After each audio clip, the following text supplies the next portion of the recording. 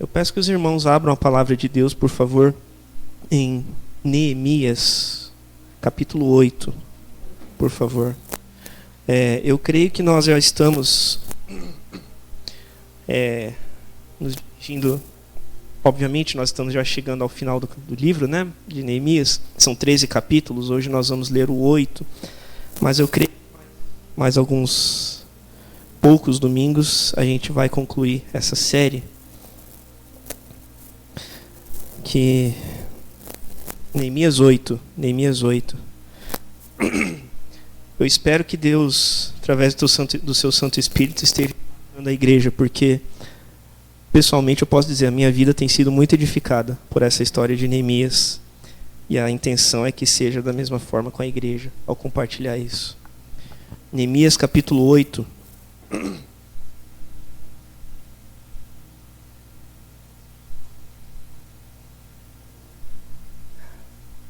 Nós vamos ler os versículos 1 ao 12, somente. Acende a luz para mim, Gá, por favor, se possível. Obrigado.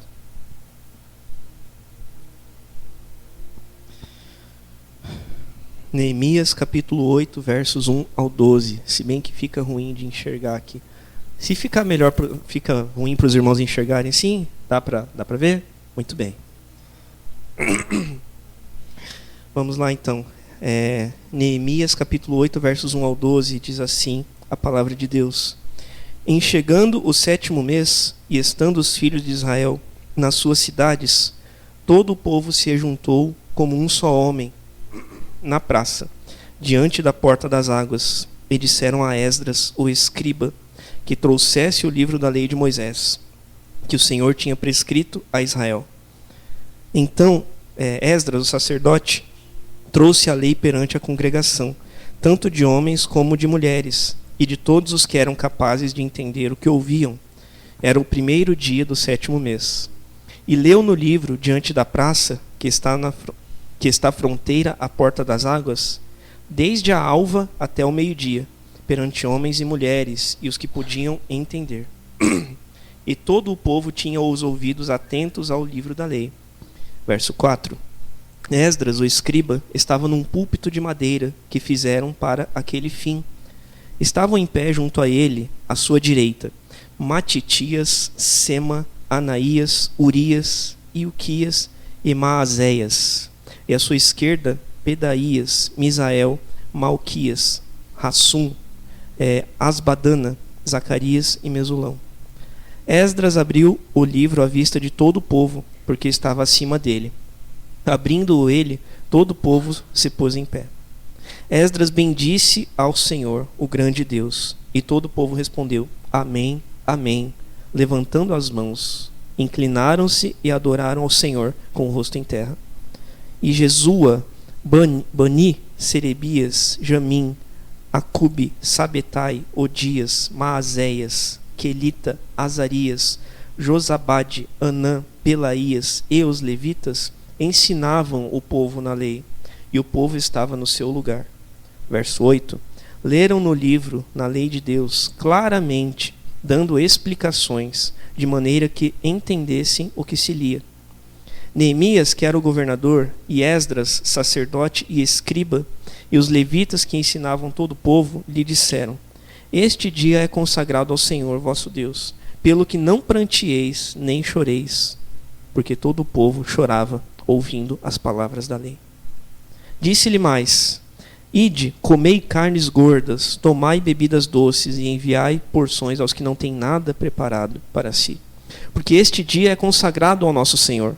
Portanto, não vos entristeçais, porque a alegria do Senhor é a vossa força. Os levitas fizeram calar todo o povo, dizendo, Calai-vos, porque este dia é santo, e não estejais contristados. Verso 12. Então todo o povo se foi a comer e a beber, e a enviar porções, e a regozijar-se grandemente, porque tinham entendido as palavras que lhes foram explicadas. Vamos orar mais uma vez em nome de Jesus. Pai querido, nós agradecemos por esse momento em que a Tua palavra está aqui diante de nós. E nós cremos que, através da ação do Teu Santo Espírito, esta palavra é poderosa, Senhor, para transformar a nossa vida, para mudar a nossa história, Senhor, para que possamos percorrer por um novo caminho, um novo e vivo caminho, tendo como objetivo nos achegarmos próximos a Jesus e sermos mais parecidos com Ele. Esta é a nossa intenção do nosso coração. Então que o Senhor abençoe de forma que esta palavra possa vir ao encontro dos nossos corações, Pai, e ministrar a cada um de nós aquilo que é necessário individualmente, Pai. Me ajuda, Senhor, nesse momento. Eu coloco a minha dependência completa no Senhor, Pai. Que o Senhor abençoe a minha vida, que o Senhor me cubra com o sangue de Jesus. Apura o meu raciocínio, Senhor, para que eu possa compartilhar com os meus irmãos aquilo que o Senhor já me deu, Pai. Em nome de Jesus, tem misericórdia da minha voz. Eu estou com um pouco de tosse, ainda não estou muito bem, de resfriado. Que o Senhor me ajude, Pai, também ao meu corpo, para que eu possa compartilhar essa palavra com os meus irmãos. E nós queremos declarar nesse momento: fala conosco, Senhor, porque nós, os teus servos, cada um de nós, te ouvimos nesta manhã, em nome de Jesus. Amém.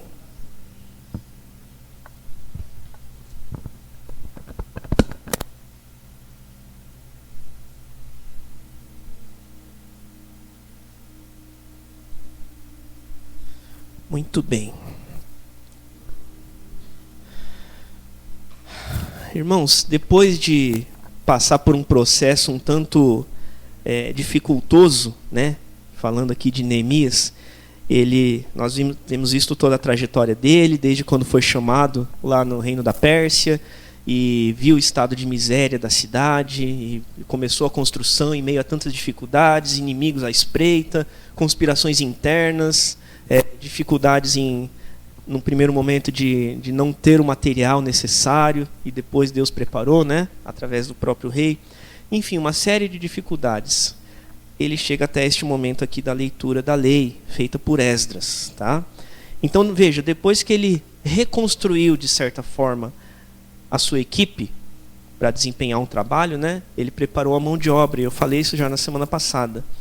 Ele reconstruiu a sua equipe, preparou a mão de obra para o trabalho necessário. Ele reconstruiu depois a muralha e os portões, né? A sua estrutura. E depois ele reconstruiu, ou angariou de certa forma, os fundos para exercer esse ministério, né? Os recursos financeiros, materiais.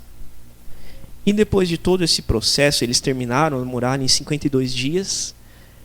E chegamos então no capítulo 8, onde o trabalho aqui era reconstruir a espiritualidade dos judeus.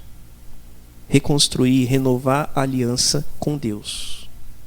Este é o momento que nós estamos aqui. Ok? Vocês estão comigo? Amém. Então veja ali comigo no versículo 1, por favor. Vamos reler aqui. Em chegando o 7º mês, e estando os filhos de Israel nas suas cidades, não estavam todos ali ainda em Jerusalém, estava apenas uma minoria lá dentro, né? Depois de reconstruídas as muralhas. Os judeus ainda estavam espalhados por cidades, só para esclarecer. Todo o povo se ajuntou como um só homem na praça, diante da porta das águas, e disseram a Esdras, o escriba, que trouxesse o livro da lei de Moisés, que o Senhor tinha prescrito a Israel. Esse Esdras que ele cita aqui é o mesmo Esdras do livro, que é um livro antes aqui, né? Se você olhar antes de Neemias, tem o livro de Esdras.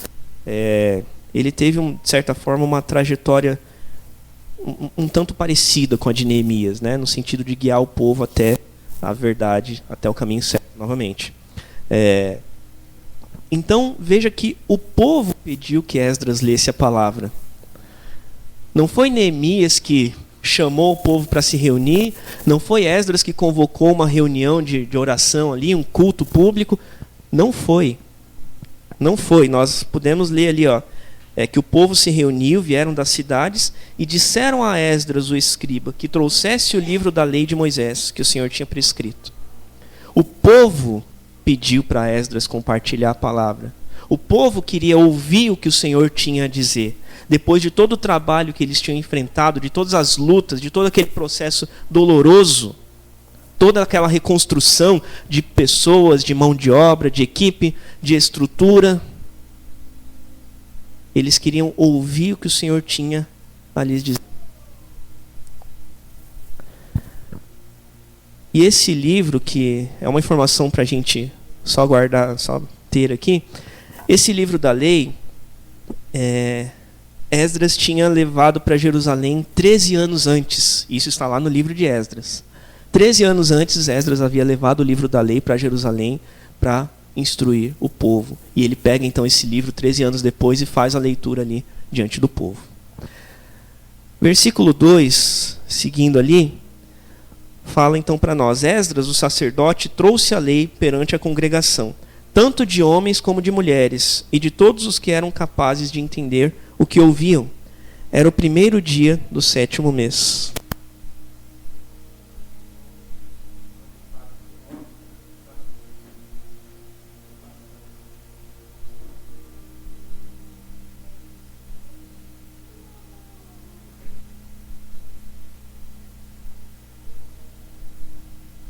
Esse texto é um tanto interessante porque, primeiro, ele nos diz que Esdras era sacerdote, mas ele era também escriba. O versículo anterior fala que ele era escriba também. E ele era, então, sacerdote, né? Esdras, o sacerdote, trouxe a lei. E o texto fala aqui, se a gente observar, ele fala claramente que havia mulheres presentes à reunião. Tá, pastor, mas por que isso é um fato um tanto curioso? Por que você está destacando isso? Porque, normalmente, nos textos bíblicos, as mulheres não eram, quando citam ajuntamento de pessoas, as mulheres não eram contabilizadas oficialmente. Ficava subentendida a participação delas, por conta da sociedade que eles viviam ali culturalmente naquela época, né? Um exemplo disso é Mateus 14, 21, onde fala sobre a multiplicação de pães e peixes. Fala que foram alimentados ali 5.000 homens, além das mulheres e crianças, né? Então elas não eram contabilizadas numericamente, vamos dizer assim. Mas aqui elas são citadas. Elas são citadas. Esdras trouxe a lei perante a congregação, tanto de homens como de mulheres, e de todos os que eram capazes de entender o que ouviam. Veja que o texto fala aqui também, ele dá uma informação que estavam presentes. Eu peço que você preste atenção nisso, que a gente vai retomar a informação daqui a pouco. O texto fala que estavam presentes ali todos os que podiam entender as palavras lidas, né? Ali, ó, todos os que podiam ouvir com entendimento estavam ali presentes. Mas já não tinha falado dos homens e mulheres? Quem são esses, então, que podiam ouvir com entendimento? E a gente entende... Obrigado pelo spoiler. E a gente entende aqui que de fato são crianças, talvez não crianças pequenas, recém-nascidas, não digo do tamanho dos meus filhos, por exemplo, mas crianças um pouco maiores, adolescentes, jovens, idosos. Tinha mais pessoas ali presentes que podiam entender, compreender aquelas informações. Deixa eu trocar o microfone.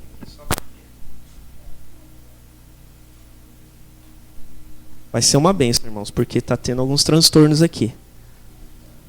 Mas em Jesus nós somos mais que vencedores. Obrigado. Aí, ó. Muito bem, obrigado, irmão. Som. Vamos lá. Então tinham mais pessoas ali presentes, mais, digamos assim, classificações de pessoas. Vamos pegar aqui pelo menos por faixa etária, né? Tinha mais pessoas ali, todos reunidos para ouvir a palavra. E guarda essa informação porque a gente vai voltar nela daqui a pouco, tá? A reconstrução, irmãos, da muralha, ela havia terminado no 25º dia do 6º mês. Dia 25 do 6º mês. E essa reunião foi dia 1º do 7º mês. Ou seja, logo em seguida, terminaram a reconstrução da muralha, eles já se reuniram. Apenas alguns dias depois. E o que isso quer dizer? Isso quer dizer que eles tinham entendido que não era apenas um trabalho braçal. Não era apenas empilhar tijolos, não era apenas instalar portas na cidade. Mas era algo espiritual que havia ali. Não se tratava apenas de reformas, de serviços braçais, mas em fazer tudo isso e viver segundo a vontade de Deus. Por isso que eles pediram para ouvir a palavra. Isso é muito importante para a gente ter em mente aqui. E os versículos 3 e 4, ele nos dá mais algumas informações ali, que Esdras leu o livro diante da praça que está à fronteira, à porta das águas, desde a alva até o meio-dia, perante mulheres e homens e mulheres e os que podiam entender. E todo o povo tinha os ouvidos atentos ao livro da lei. Ele fala de novo dos homens, mulheres e o povo que podia entender, né? Ele deixa essa informação clara. E ele fez essa leitura da alva até o meio-dia. Estima-se ali mais ou menos que essa leitura tenha durado cerca de 6 horas. Certo? Mais ou menos isso. Então, das 6 da manhã ao meio-dia, ele passou ali lendo a palavra para o povo. E no versículo 4, diz que ele estava num púlpito de madeira, num lugar, diante do povo, e com pessoas ao seu lado. E ali eu fiz a leitura ali daquela série de nomes no versículo 4. Alguns à sua direita, não vou ler todos aqui novamente, e outros à sua esquerda. Ele tinha pessoas ali, ele tinha uma comissão para ajudá-lo. Porque imagina, 6 horas de leitura da palavra, diante de um povo imenso, né? Deve ter sido muito cansativo. Então ele precisava de pessoas para ajudá-lo. E eu compartilho aqui com os irmãos, até de certa forma abrindo o coração, é para a glória de Deus, tá? Eu amo estar aqui com vocês. Eu amo estar aqui. Mas nós somos seres humanos, né? E além da leitura, como eu falei, não é só o serviço em si, é algo espiritual. Assim como havia para o povo, não era só a reforma, mas havia um fundo espiritual. E aqui também há um fundo espiritual. Os irmãos entendem e compreendem o que eu estou dizendo? Irmãos, tem dias que eu termino o culto, claro que há o cansaço físico da semana, mas eu saio daqui cansado. Cansado. Tem dia que eu saio daqui cansado. Eu volto e meio comento com os irmãos que ficam mais no final, com a Iraides. Eu comento com os meus pais ali também que ficam. Eu saio daqui às vezes cansado. Porque não é só ler, não é só aqui pegar o violão e tocar. A gente tem um fundo espiritual. Porque a gente está mexendo com a obra de Deus, com o reino de Deus. A gente precisa ter isso muito claro na nossa mente. E eu não estou falando isso para me colocar em alguma posição. Não. Né, positivo ou negativo. Não. Mas é um fato. É um fato. Por isso que eu preciso da oração dos irmãos. Amém? Então veja que aqui Esdras, ele não estava sozinho. Ele não estava sozinho. E se a gente for contar ali, eu não vou ler novamente, mas tinha ali várias pessoas, acho que 6 à sua direita e 7 à sua esquerda, se não me falha a memória aqui. Tinha ali 13 pessoas em volta dele, enquanto ele estava pregando. Ele não estava sozinho. Ele tinha pessoas ao lado dele para dar suporte. E com isso, talvez eu vou usar uma frase aqui, um pedaço da minha frase, talvez seja advogar em causa própria, mas eu creio em nome de Jesus que os irmãos vão entender o que eu estou falando. Irmão, ajude o seu pastor. Ajude o seu líder de ministério, seja pastor ou não. Ajude o seu companheiro de ministério. Ajude o seu próximo. Ninguém pode caminhar sozinho. Ajude. Mas se for fazer, como eu falei semana passada, se for fazer para pessoas, não faça. Faça para Deus. Faça para Deus. Esdras, ele tinha pessoas em volta dele. E cada um de nós, não apenas o pastor, não apenas o presbítero, ou o diácono, ou o líder, ou enfim.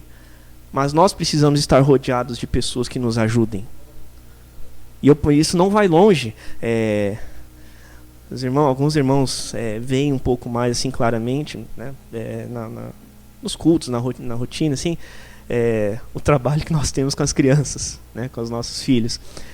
Se nós não tivéssemos, como a gente chama, essa rede de apoio dos meus pais, dos meus sogros, da minha cunhada, se nós não tivéssemos, a gente estaria em maus lençóis, vamos colocar assim. Nós precisamos estar rodeados de pessoas que nos ajudem. E agora, espiritualmente falando, na obra, nós precisamos disso, todos nós. Não só o pastor também, mas não só o pastor. Todos nós. E aqui, seguindo a leitura, irmãos, versículos 5 e 6, a palavra fala aqui que Esdras abriu o livro à vista de todo o povo, porque estava acima dele. Abrindo ele, todo o povo se pôs em pé. E Esdras bendisse ao Senhor, o grande Deus, e todo o povo respondeu: Amém, Amém, levantando as mãos, inclinaram-se e adoraram o Senhor com o rosto em terra. Esdras, ele estava em um local, não há problemas em falar isso, né? Mas um local elevado, né?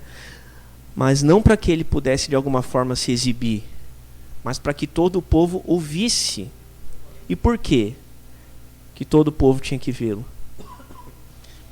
Para que eles pudessem prestar reverência à palavra de Deus juntos, para que todos vissem o momento em que a palavra fosse aberta, que a palavra fosse exposta, e juntos prestassem reverência.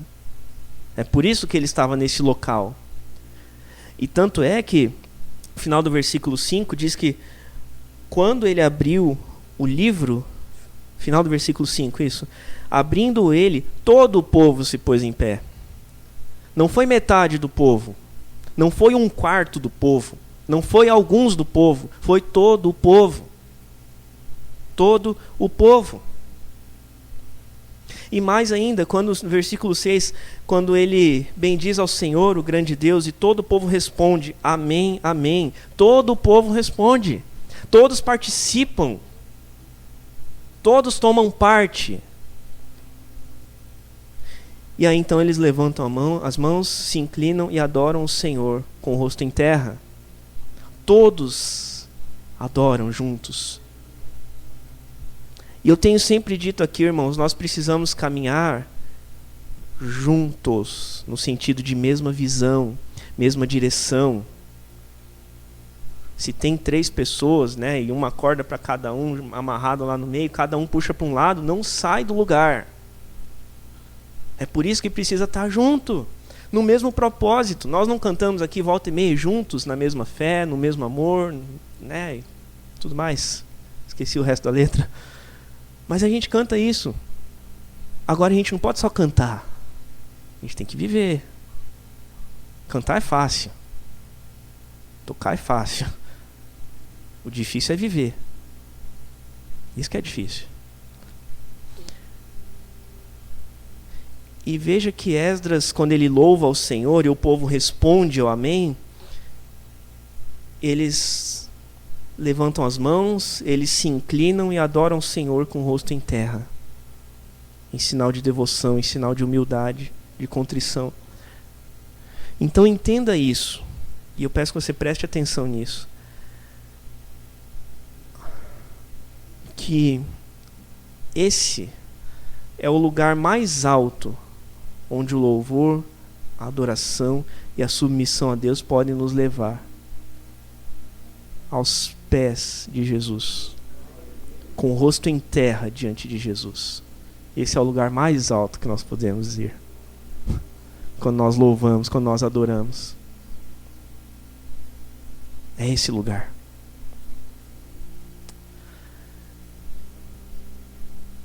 Versículos 7 e 8.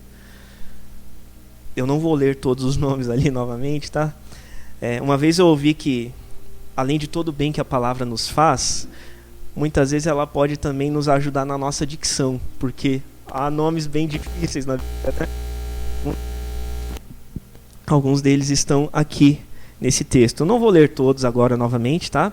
Mas os versículos 7 fala ali de todos aqueles que estavam ali em volta dos levitas, ajudando, né, naquela reunião. E o final do versículo 7 diz que ensinavam o povo na lei, e o povo estava no seu lugar. Todos aqueles, juntamente com os levitas, ensinavam o povo na lei.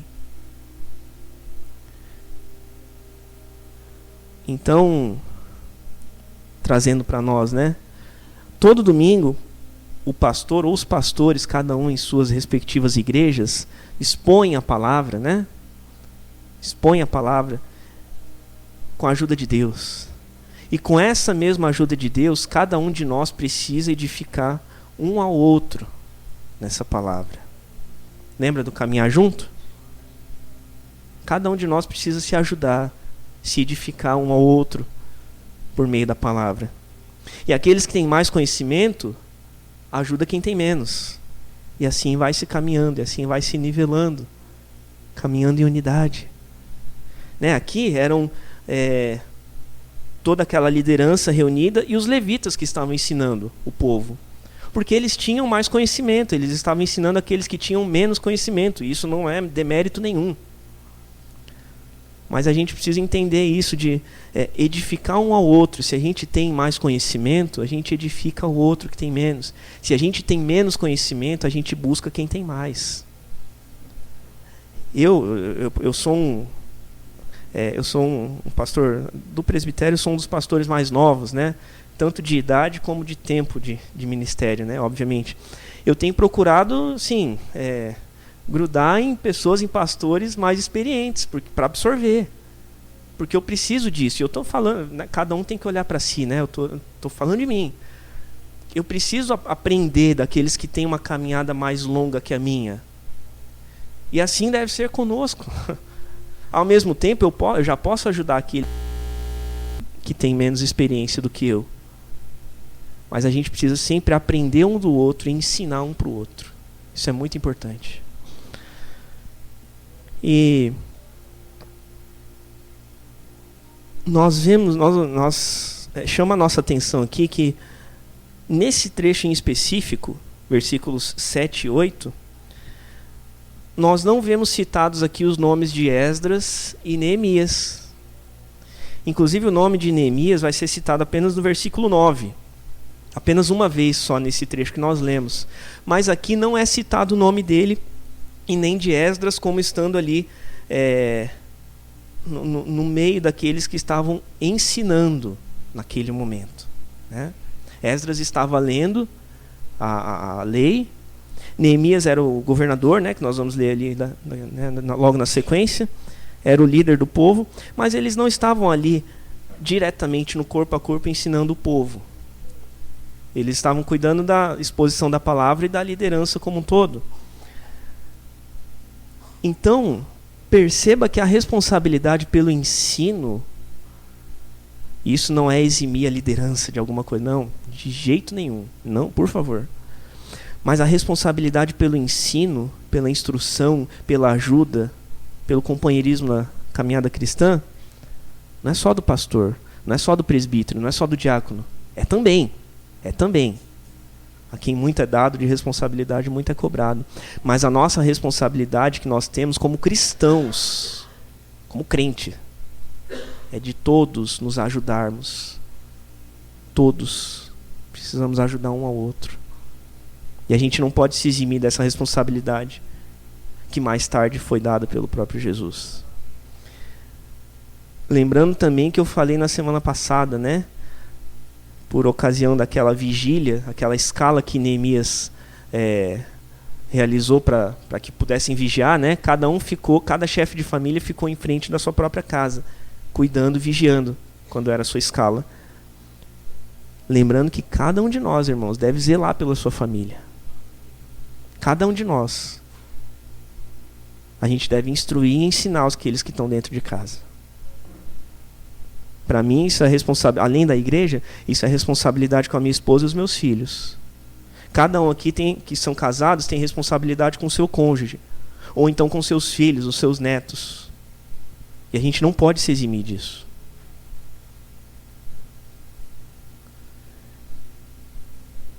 E veja aqui que é importante essa informação final que nos dá o versículo 8. Aliás, o versículo 8 como um todo. Leram no livro da lei de... leram no livro, na lei de Deus, claramente, dando explicações, de maneira que entendessem o que se lia. Então, eles estavam explicando a palavra de maneira 100% clara, para que não houvesse dúvidas a respeito do que estava sendo dito. Certo? Vocês estão comigo ainda? Amém. Amém, graças a Deus. Eu quero ler o versículo 9, porque eu acho que eu entendo, né, melhor dizendo, que o versículo 9 ele tem um ponto alto dessa leitura. Eu peço que você me acompanhe ali, por favor. Verso 9.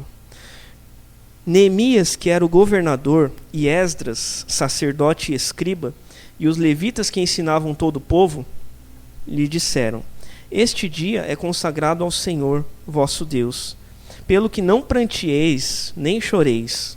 E aí veja esse final. Porque todo o povo chorava, ouvindo as palavras da lei.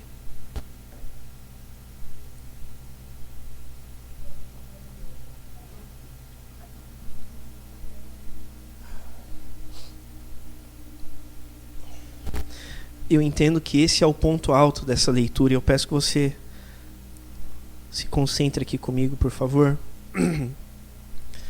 Porque esse final de versículo diz que todo o povo chorava. Estava tudo bem, né? Estava tudo bem, eles estavam lendo ali, os levitas estavam ensinando, explicando a palavra de forma 100% clara. Até aqui tudo bem. E de repente Neemias e Esdras e os levitas, eles falam: esse dia é do Senhor, então parem de chorar. De repente, assim, né? Ele dá essa informação para nós aqui, leitores. Esse dia é do Senhor, então parem de se entristecer, parem de chorar. E no final ele explica: porque todo o povo chorava, ouvindo as palavras da lei. Muito se fala sobre uma palavra, mas eu quero dar algumas explicações aqui de forma breve, mas sabe o que estava acontecendo aqui? Avivamento. Era isso que estava acontecendo aqui. Avivamento. E muito se ouve hoje sobre isso, né? E eu quero apenas explicar, como eu falei, de forma breve, porque, de acordo com o texto, né? O povo ouviu o que a lei dizia durante as 6 da manhã até o meio-dia. Eles ouviram o que a lei dizia, todos aqueles que podiam entender o que estava sendo dito. E eles entenderam. Eles entenderam, sabe o quê? Que aquilo era demais, era um padrão alto demais, em certa forma. Porque não havia como eles cumprirem tudo, e de fato eles não estavam cumprindo tudo. Tanto é que eles enxergaram isso e reconheceram a limitação humana deles. E o que restou para eles fazerem? Prantear, chorar. Quando eles se deram conta, e eu quero explicar melhor aqui, quando eles se deram conta da grandeza, da santidade de Deus, que eles não poderiam se colocar diante de Deus, reunidos ali na igreja, de qualquer maneira, inclusive em meio aos pecados em que cada um deles vivia, quando eles se depararam com isso escrito na lei que Esdras estava lendo para eles, eles simplesmente choraram. Foi isso que aconteceu aqui. Eles foram convencidos através da palavra, do quão fracos eles eram e do quanto eles precisavam de Deus. Era isso que estava acontecendo aqui. E foi justamente, eu quero lembrar com você aqui de Neemias capítulo 1, não precisa abrir, mas foi justamente essa reação de chorar, que Neemias teve quando ele soube da situação terrível que Jerusalém se encontrava, quando ele soube da miséria que o povo que estava lá, recém-voltado, retornado do exílio, se encontrava. Ele chorou. Nós lemos aqui no primeiro dia, no primeiro sermão dessa série. Neemias, ele escuta aquela notícia e ele chora. Ele chora. E eu quero rapidamente aqui abrir um parênteses para o sacerdote e escriba Esdras, que o livro dele está antes ali, como eu falei, antes de Neemias, antes ali. E se você, por favor, abre comigo, volta ali um pouquinho na tua Bíblia, abre lá, é só um parênteses para complementar aqui, Esdras capítulo 9, finalzinho do livro ali. Logo antes de Neemias, Esdras capítulo 9.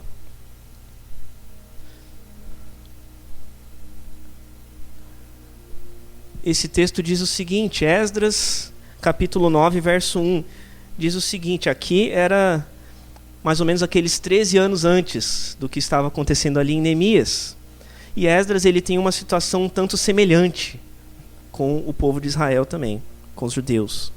E Esdras capítulo 9 diz o seguinte, acabadas, pois, estas coisas, vieram ter comigo os príncipes, a liderança, os nobres, dizendo, o povo de Israel e os sacerdotes e os levitas, aqueles que estavam ensinando lá em Neemias, né, levitas, não se separaram dos povos de outras terras, com as suas abominações, isto é, dos cananeus, dos heteus, dos ferezeus, dos jebuseus, dos amonitas, dos moabitas, dos egípcios e dos amorreus, todos estes povos pagãos, que tinham outros deuses estranhos, não tinham nada a ver com Deus, o Deus de Israel.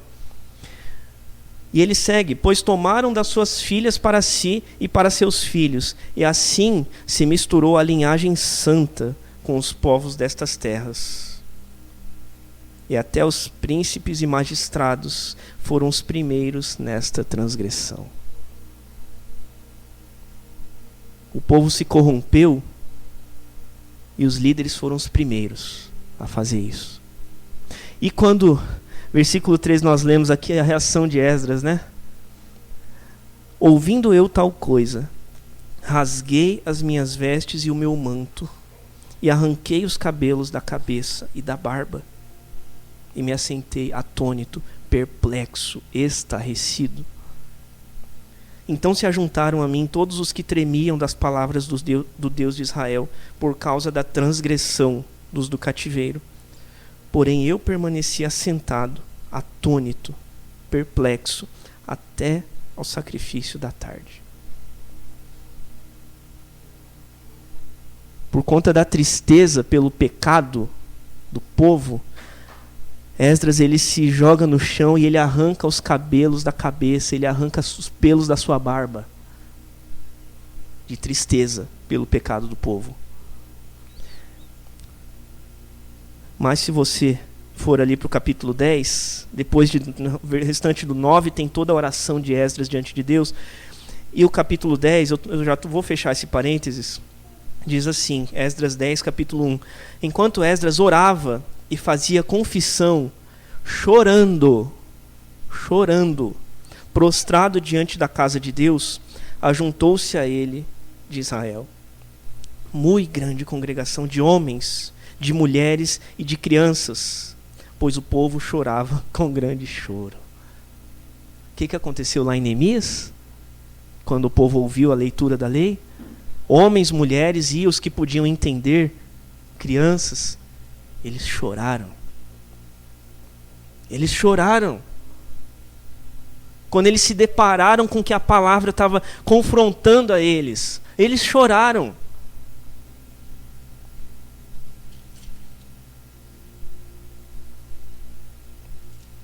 Eu não vou me aprofundar aqui no relato de Esdras, depois você pode ler na sua casa, é uma história muito tocante também, né, que Deus pode nos ministrar, mas eu quero dizer, irmãos, que quando o Senhor nos confronta e nos repreende, nos corrige através da palavra, nós não devemos ficar bravos ou nos sentir ofendidos. Não podemos e não devemos. Porque, na verdade, nós é que somos os ofensores à santidade de Deus por conta do nosso pecado. E foi isso que o povo entendeu quando eles foram confrontados por aquela palavra lida. Eu entendo que a nossa reação deveria ser justamente essa aqui: chorar pelos nossos pecados e clamar misericórdia a Deus. Eu penso que nós precisamos chorar mais pelos nossos pecados. Eu e você, todos nós. Nós precisamos lamentar mais pelos nossos pecados e pedir a misericórdia de Deus.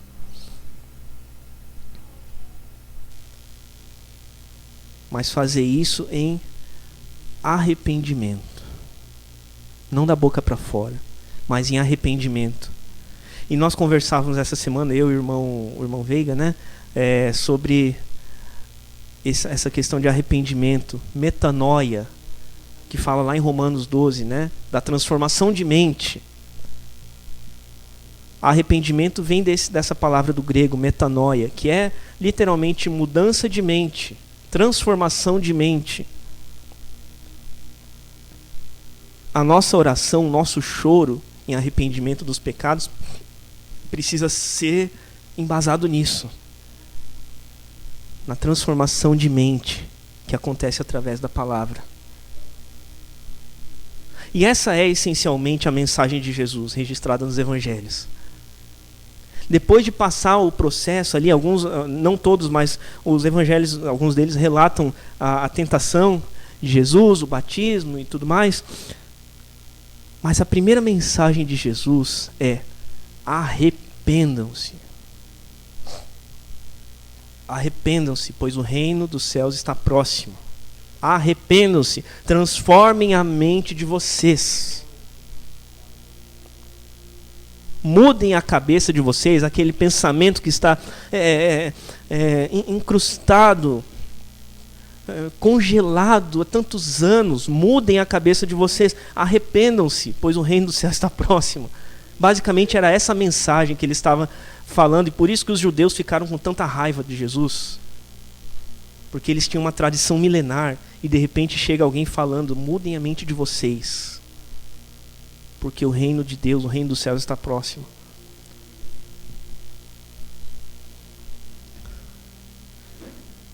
E essa questão de se humilhar diante de Deus, Jeremias fala lá em suas Lamentações, né, capítulo 3, verso 29, põe a boca no pó. Eu amo esse texto. Põe a boca no pó, talvez ainda haja esperança.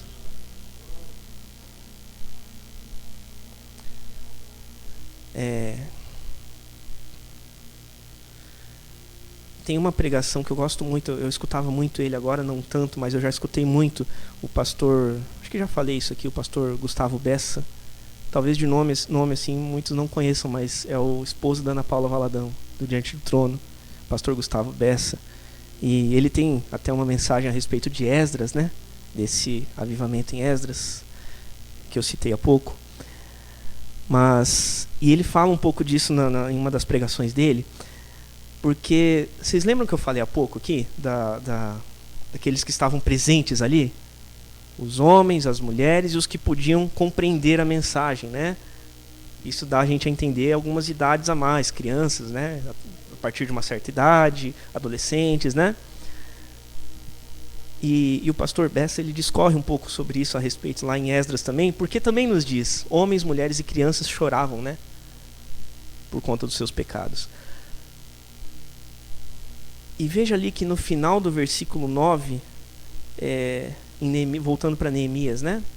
Voltando ali para Neemias 8, final do verso 9, diz: todo o povo chorava, ouvindo as palavras da lei. Todo o povo. Comentei aqui antes, não metade do povo, não 25% do povo, não só uma determinada idade daquele povo, dentro daquelas pessoas ali, mas todo o povo chorava ouvindo as palavras da lei. E entenda que muitos de nós, irmãos, nós limitados seres humanos que somos, tem mais ou menos, né, depende do ponto de vista, mas tem mais aptidão ou habilidade para lidar com certos grupos, né? Alguns falam melhor para homens, outros ministram melhor as mulheres. O exemplo aí está os cursos do Homem ao Máximo, Mulher Única, né? Que são voltados exclusivamente para esses públicos, homens e mulheres. Tem pessoas que falam melhor com as crianças. Eu brinco assim que até antes de eu ser pai, né, de ter o Felipe nascer, eu acho que as crianças não gostavam de mim. Nunca lidei muito bem com criança pequena porque não tinha aptidão, não sabia lidar. Aí depois eu me tornei pai e fui pegando as mães ali, né? Mas antes eu não tinha muito traquejo assim com criança. E tem gente que fala melhor para os adolescentes, tem gente que fala melhor para os jovens, tem outros que lidam melhor com os idosos. E isso tá tudo bem com isso. porque nós somos humanos ali, relacionais, está tudo bem. Mas eu peço que preste atenção nisso, por favor. Nós, quando nós falamos, nós podemos atingir determinados grupos, conforme a nossa aptidão humana. Mas com Deus não é assim. Porque quando Deus fala, todos são impactados. Todos, sem exceção.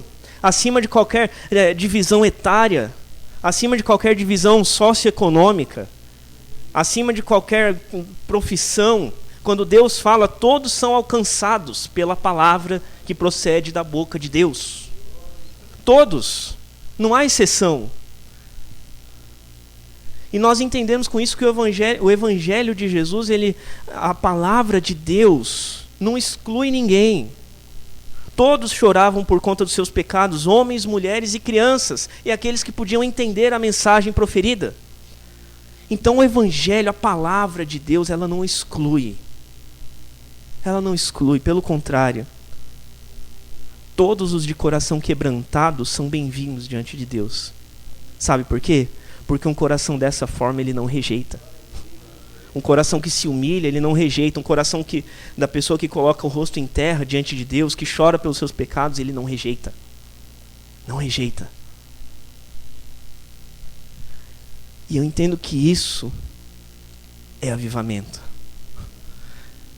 Esse arrependimento, essa mudança de mente sincera diante de Deus, que faz o nosso pensamento ser transformado, que faz as nossas convicções serem transformadas diante de Deus, pela palavra. Não por qualquer vento de doutrina, não pelo que alguém lá na esquina fala, não, mas pela palavra. Pela palavra. E isso então é expresso em ações concretas, que é a parte final do processo. Expressar em ações concretas, atitudes. E foi esse arrependimento, irmãos, que tomou conta dos judeus quando Esdras leu as palavras da lei. Eles foram confrontados por conta de determinadas práticas que eles adotavam. E eles foram impactados pela palavra. Só que o mais maravilhoso disso, e eu já estou encaminhando ao final do nosso culto, sei que talvez eu tenha me alongado um pouco, eu peço perdão aos irmãos, mas vou usar até um termo que está aqui no versículo 10. Este é o dia que o Senhor fez. Este é o dia que o Senhor fez para nós nos reunirmos, para nós nos servirmos da mesa logo na sequência. Então eu peço que você olhe com graça, com misericórdia para esse momento, em nome de Jesus. E o versículo 10 diz então as palavras da liderança de Esdras, Neemias e os levitas. Disse-lhes mais: Ide, comei carnes gordas e tomai bebidas doces, e enviai porções aos que não têm nada preparado para si, porque este dia é consagrado ao nosso Senhor. Portanto, não vos entristeçais, porque a alegria do Senhor é a vossa força. Este dia é consagrado ao Senhor. Você não precisa abrir, mas Levítico 23 explica isso. Levítico 23 diz assim, versos 23 e 24. Disse mais o Senhor a Moisés: Fala aos filhos de Israel, dizendo: No mês 7º, ao primeiro dia do mês, era este dia aqui, que eles estavam reunidos. Primeiro dia do 7º mês. Nós lemos lá no início. Tereis descanso solene, memorial, com sonidos de trombetas, santa convocação. Então eles estavam aqui celebrando o que eles chamavam de festa das trombetas. Festa das trombetas. É por isso que eles falam para o povo: não chorem, nem se lamentem, porque hoje o Senhor preparou este dia para a alegria de vocês. E é a alegria dele que dá força para vocês não se entristecerem. Então o povo, apesar das circunstâncias que fizeram a cada um deles chorar, esse povo experimenta então a alegria que vem de Deus, que só Ele pode dar. Só Ele pode dar por meio da sua misericórdia. Irmãos, E veja bem, você vê como Deus faz as coisas, né? Como Deus une as coisas para um mesmo fim. Ele fala aqui, né? Disse-lhes mais: ide, comei carnes gordas, tomai bebidas doces, porque este dia é consagrado ao Senhor, né? Ele fala ali no verso 10. O que a gente vai fazer aqui em seguida? A gente vai celebrar a Santa Ceia, a mesa, né? E ele fala que vão, comam da carne, bebam aquela bebida doce. E o Senhor Jesus faz com que esta bebida, o seu sangue, seja doce. Para ele foi amargo derramar, mas para nós hoje tem a doçura da salvação em Jesus. E isso é transformador, irmãos.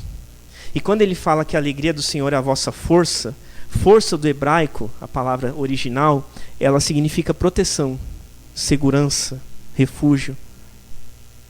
Então ele está falando aqui, a alegria do Senhor é a proteção de vocês. A alegria do Senhor é a segurança, o refúgio de vocês.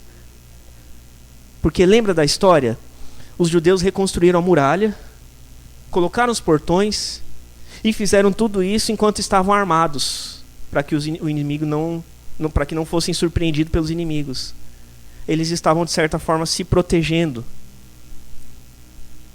Mas com essa fala aqui, eles entendem um sentido espiritual do negócio. Eles entendem que Deus era a verdadeira proteção deles. Não eram as muralhas necessariamente, não eram as espadas que eles empunhavam, não eram os portões que tinham que estar chaveados ou não. Acima disso, era Deus, a proteção deles.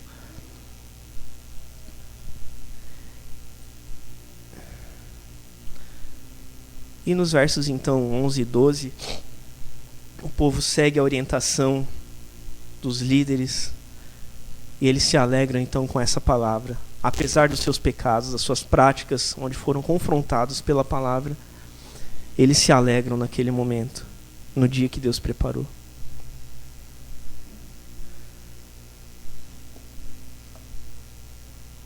Hebreus capítulo 12 diz para nós aqui o seguinte. Hebreus capítulo 12, verso 6, diz assim: porque o Senhor corrige a quem ama e açoita todo filho a quem recebe. Toda disciplina, com efeito, no momento não parece ser motivo de alegria, mas de tristeza.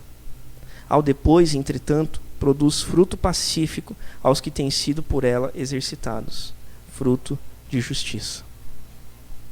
Quando a gente é repreendido, no primeiro momento a gente pode ficar chateado, bravo, nervoso, né, irritado, sentido. E eu falei antes, né, que não é bom que seja assim, porque na verdade diante de Deus nós somos os ofensores por conta dos nossos pecados. E nós acabamos de ler aqui na palavra que o Senhor corrige quem ama. Ele não corrige quem ele odeia. Ele corrige quem ama, quem ele tem como filho.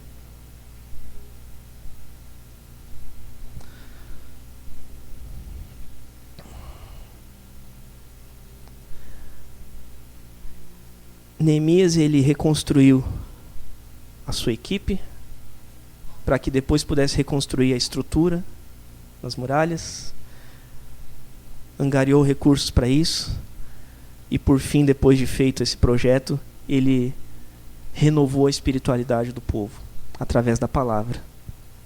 Ele renovou a aliança do povo com Deus quando eles foram confrontados, convencidos do seu pecado pela palavra. E talvez hoje, para alguns aqui, e a palavra, eu quero sempre lembrar, ela vem primeiro para o pastor. A primeira, entre aspas, pancada mais forte vem para o pastor.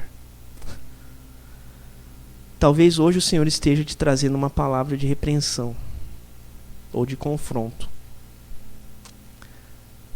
Só que assim como Neemias e os demais líderes que estavam juntos ali, presta atenção, por favor, eu quero te dizer, alegre-se.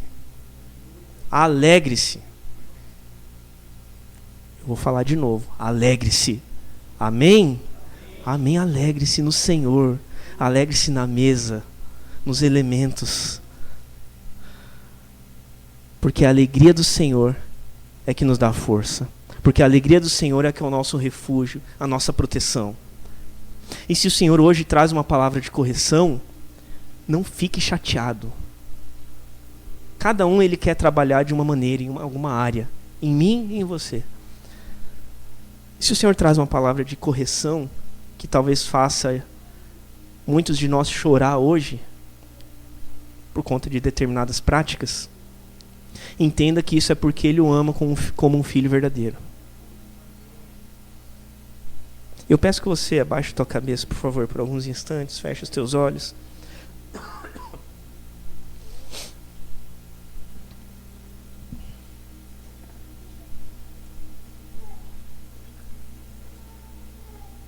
Neemias, ele conduzia um processo de reconstrução em vários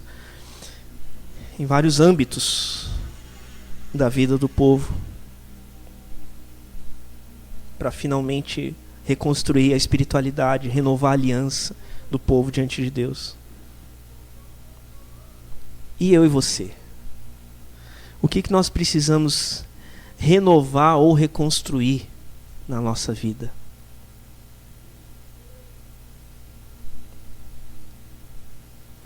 O que na nossa vida de repente está em ruínas, está com brechas, precisa ser renovado, precisa ser reconstruído, reformado? Nós falamos que nós somos crentes reformados, né? Cristãos reformados por conta do presbiterianismo. Esse é um momento em que o Senhor nos chama para olhar para o nosso coração e ver o que precisa ser reconstruído, reformado na nossa vida, no nosso coração, de uma forma prática. Os judeus reconstruíram ali, dentro da realidade deles, em um processo com algumas etapas. E qual que é a etapa na minha vida e na tua vida que precisa de restauração, de renovação? Coloca isso diante de Deus no teu coração. E eu quero orar mais uma vez com vocês em nome de Jesus. Pai, nós te agradecemos, Senhor, porque lemos aqui a tua palavra. E a tua palavra, ela é viva, ela é eficaz. E como diz a tua própria palavra acerca dela mesma, Senhor, ela é mais cortante do que qualquer espada afiada de 2 gumes, que corta dos 2 lados. Porque a espada utilizada nesta terra, ela corta somente a carne. Mas a tua palavra, que é mais afiada do que isso, não, Senhor. Ela rompe as barreiras do nosso coração. Ela rompe as barreiras internas. Ela quebra as fortalezas que nós construímos em redor de pecados. Essa é a tua palavra, que nos ajuda a discernir o que é bom e o que é mal. E que assim seja hoje, Senhor, que esta palavra possa, palavra de vida, a palavra do Senhor, que ela possa discernir para nós o que precisa ser reformado, o que precisa ser reconstruído na nossa vida, cada um de nós aqui, eu e os meus irmãos, e a nossa igreja como um todo. Que o Senhor nos ajude, Senhor. Que o Senhor nos inspire a compreender essa palavra, Senhor, através da ação do Teu Santo Espírito, porque se não for o Teu Santo Espírito, serão apenas letras impressas nesta folha. E a Tua palavra diz que a letra, ela mata, a lei, ela mata, mas é o Espírito Santo quem vivifica, quem traz vida para esta lei, para estas palavras, para que a nossa mente seja então transformada. Nos ajuda, Senhor. Nos ajuda a nos arrependermos, Deus, a mudarmos a nossa mente com a Tua ajuda, Senhor. E quando preciso for, nos ajuda a chorar e lamentar pelos nossos pecados, Senhor. Nos prostrando diante do Senhor, cada um de nós aqui, Senhor. Reconhecendo quão pequenos nós somos, Pai. E o quanto nós precisamos do Senhor. Em nome de Jesus e para a Tua glória, eu oro junto com os meus irmãos e te agradeço, Senhor. Amém. Amém. Glórias a Deus.